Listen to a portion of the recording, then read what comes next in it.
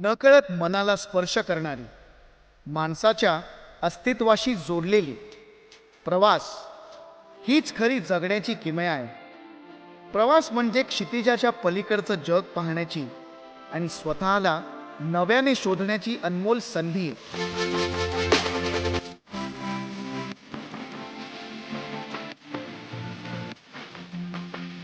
अनोळखी ठिकाणीच आपण स्वतःला नव्याने शोधतो.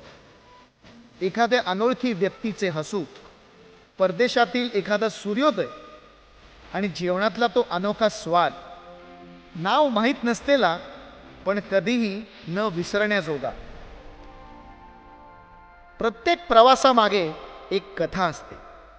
प्रत्येक रस्त्याला एक आत्मा असतो आणि प्रत्येक संस्कृतीमध्ये शिकण्यासारखं काहीतरी दडलेलं असतं. म्हणून हलकं पॅक करा आणि मोठं स्वप्न पहा.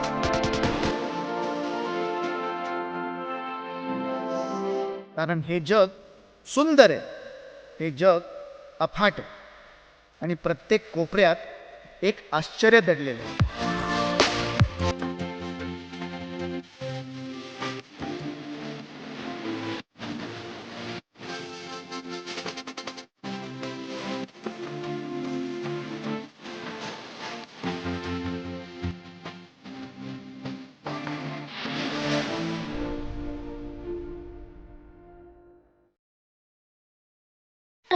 आणि ॲडव्हेंचर दुबईमध्ये ना एकापेक्षा एक गोष्टी आहेत.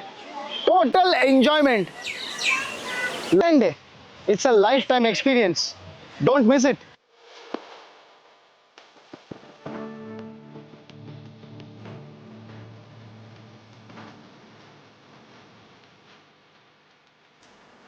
यासोबतच अटलांटिस द पाम मध्ये ॲक्वा लव्हर्ससाठी द लॉस्ट चेंबर्स ॲक्वेरियम आहे.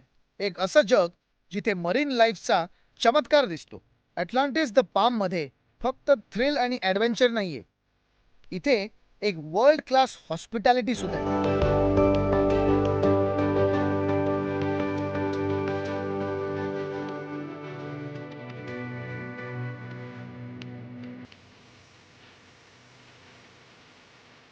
फूडीजसाठी अटलांटिस द पाम एक पर्वणी आहे.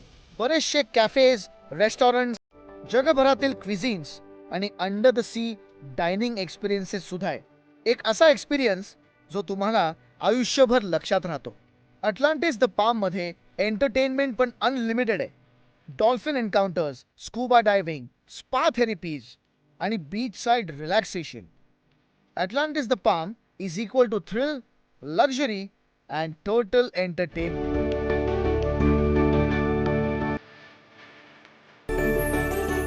दुबई ओळखलं जातं त्यांच्या अफाट आणि अनोख्या कन्स्ट्रक्शनसाठी.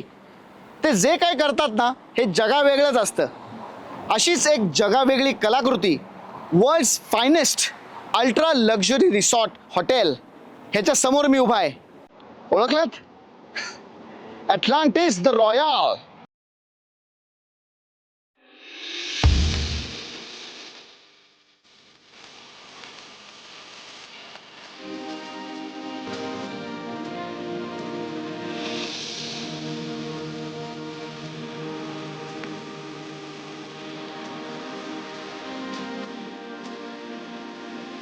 दुबईमध्ये पाम जुमेराच्या किनाऱ्यावर उभं आहे एक जादुई जग, अटलांटिस द रॉयल. जेव्हा तुम्ही हॉटेलचा प्रवेश दरवाजा बघता तेव्हा असं वाटतं की तुम्ही एका स्वप्न नगरीत आलाय. इथे जवळजवळ 800 रूम्स आहेत. याशिवाय suites, penthouses, the royal mansion, sky pool villas असा राजेशाही थाट आहे. इथे जवळजवळ 20हून अधिक रेस्टॉरंट्स आणि बार आहेत. ह्याशिवाय world class luxurious shopping brands आहेत. It's absolutely magical.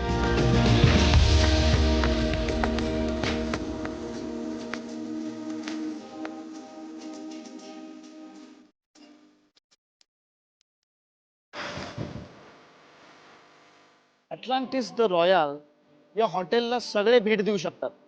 पण तुम्ही जर या हॉटेलमध्ये राहण्याचा विचार करताय ना, तर तुम्हाला थोडेसे पैसे खर्च करायला लागतील. साधारण 60-70 हजार रुपये पर नाईट. घाबरलात? घाबरू नका. हे पैसे सुद्धा कसे वाचवायचे ह्याचं सोल्युशन आहे माझ्याकडे. पुण्याचा आहे ना मी. त्याचं काय आहे, इथे जर टुरिस्ट लोकांना यायचं असेल आणि हॉटेल बघायचं असेल किंवा इथे 25व्या मजल्यावर इन्फिनिटी पूल आहे तिथे जायचं असेल तर इथे अटलांटिस द रॉयलनी एक डे पास काढलाय खास टुरिस्ट लोकांसाठी. वीकडे मध्ये 200 दिरम आणि वीकेंडला 300 दिरम. सो सगळे इथे येऊन अटलांटिस रॉयल बघू शकतात, इन्फिनिटी पूलला जाऊ शकतात, पोहायचं असेल तर पोहू शकतात.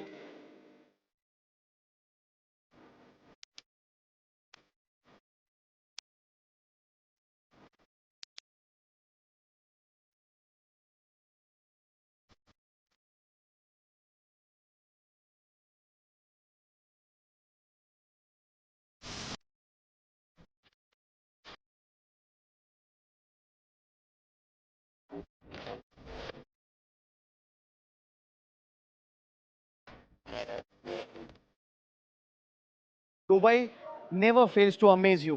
Mind blowing. दरवेळेस काही ना काहीतरी नवीन अनोखं जगावेगळं टुरिस्टसाठी करत असतात. ह्या राजेशाही थाटाचा एक विलक्षण अनुभव तुम्ही तुमच्या फ्रेंड्स आणि फॅमिली सोबत नक्की घ्यायला हवा. Atlantis the Royal is royal for sure. Mind blowing.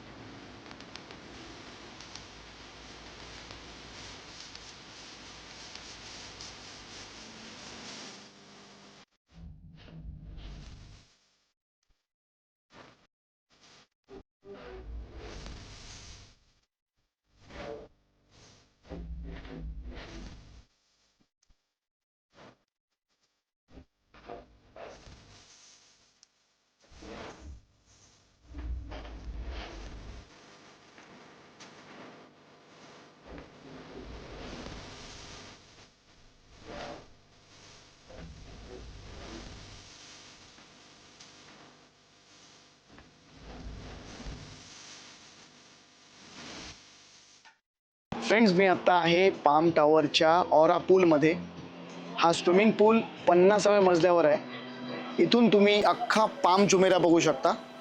Atlantis the royal, Atlantis, बुर्ज अल अरब हे सगळं अक्षरशः आकाशातून अनुभवू शकता. स्वर्ग.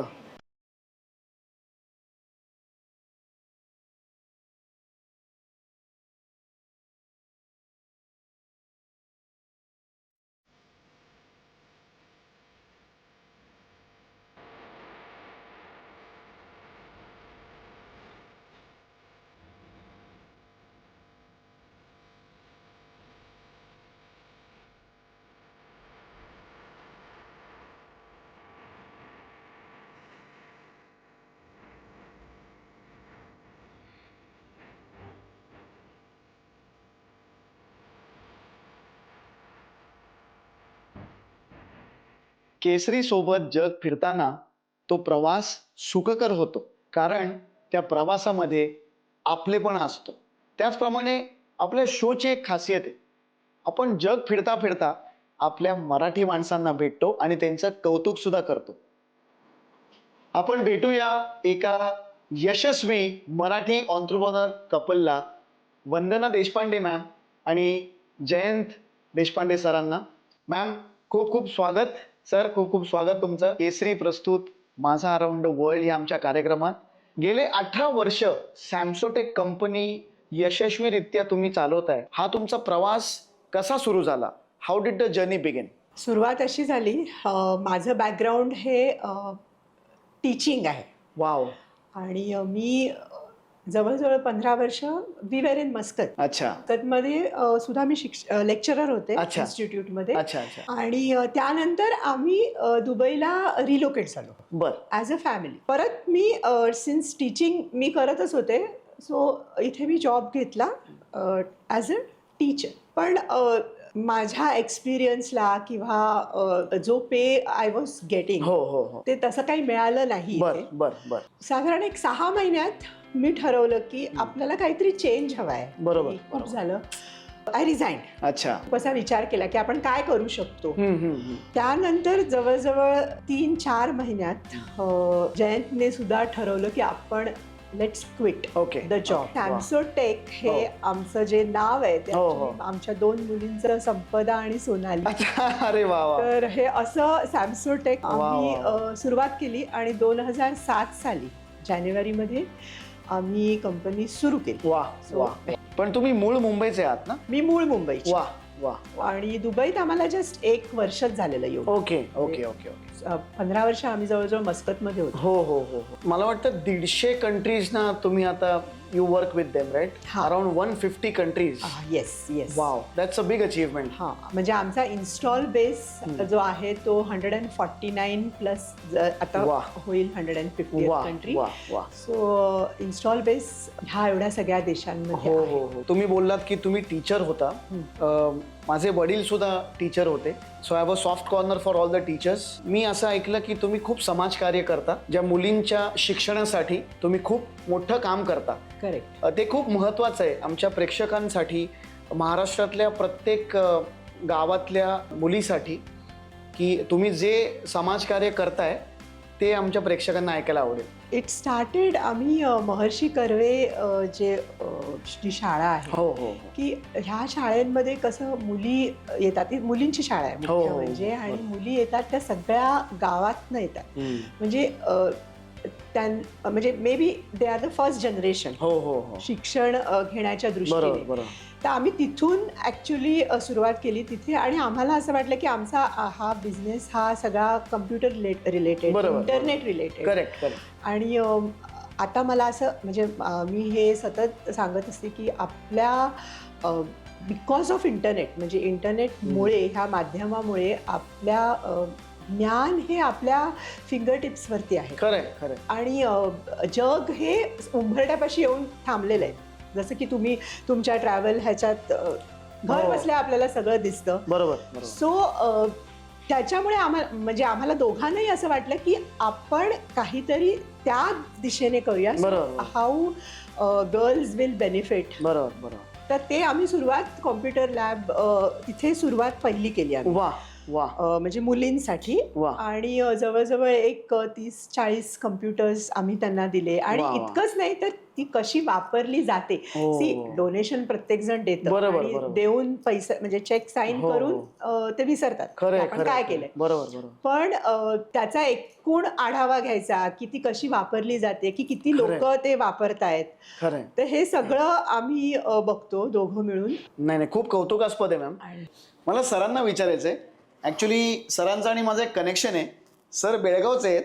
सर माझी आई बेळगावची आहे, इनफॅक्ट खानापूरची आहे, आणि तुमचं शिक्षण खानापूरमध्ये झालं. हो, मी खानापूरलाच शिकलो. अच्छा. 8वी पर्यंत माझं तिथे शिकलो. आणि वा, वा, नंतर वा. मी 9वी नंतर बेळगावला होतो. तो बेळगावचा रूट्स माझे तिकडे. वा वा वा वा.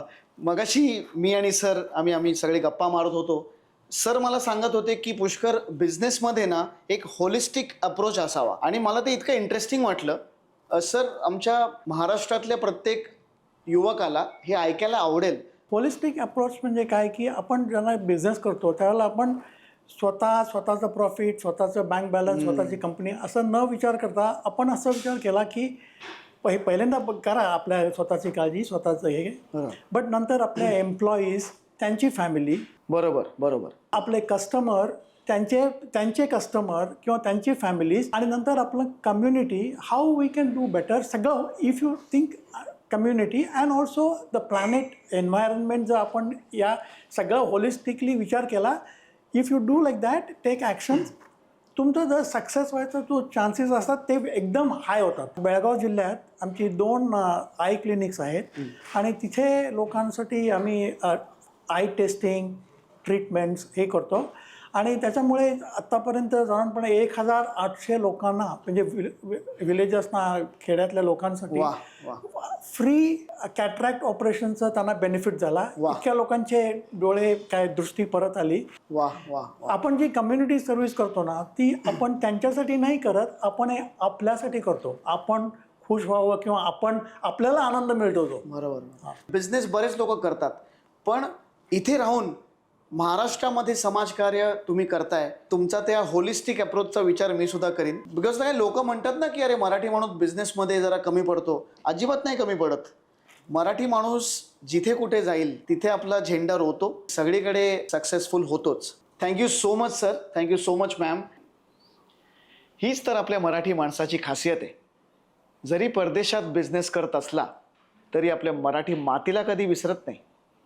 अनेक वर्ष भारताबाहेर राहून सुद्धा महाराष्ट्रात समाजकार्य करणाऱ्या मराठी माणसाला सलाम.